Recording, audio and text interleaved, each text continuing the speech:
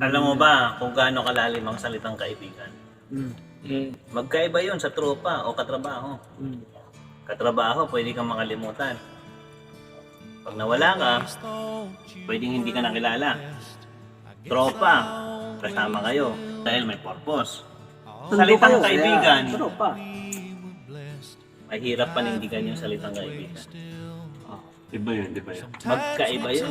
Sagrado kasi yun. Sagrado yung salitang kaibigan. Pamilya. Sa kaibigan kasi kaya mo ilabas lahat eh. Sa pamilya mo hindi lahat. Tusin, mas Kumbaga- nagkakaroon ka pa ng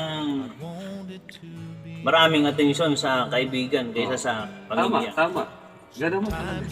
Kasi mas nailalabas mo doon lahat ng mga salubin mo o kung ano kasi totoong kaibigan mo eh. Kaibigan yun ha, hindi yan tropa o katrabaho man. Bakit nga ba? Bakit sa kaibigan mo mas madalas na Kasi Ito doon yun. ka nagtitiwala. Boy. Ikaw kasi...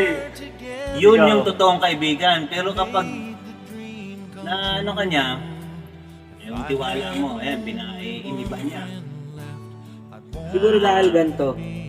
Kasi pagdating sa pamilya mo, pagka nagsabi, awkward, di ba? Saka iniisip mo kung ano yung... Hindi naman talaga dapat awkward. Pero awkward talaga eh. Saka yung iniisip mo yung disappointment niya. Oh. Yung pagdating sa May masasabi. tropa, sa kaibigan. Papayo pa.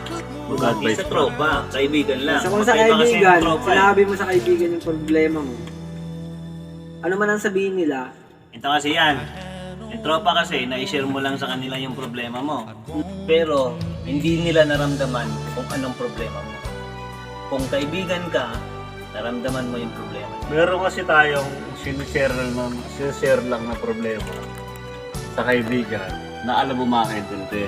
Alam mo mapagsasabihan ka. Kaya sa tropa, kapag sabihan ka, walang problema eh. Advice na konti, pero yun na yun. Pagkatapos ng inabukasan, wala na lang.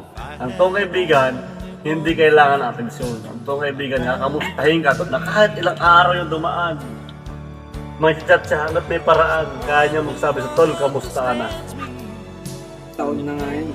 Sa salitang kamusta kasi napakalaking bagay nun. Di ba? Ano yung status mo? Diba? Ganun lang naman yun.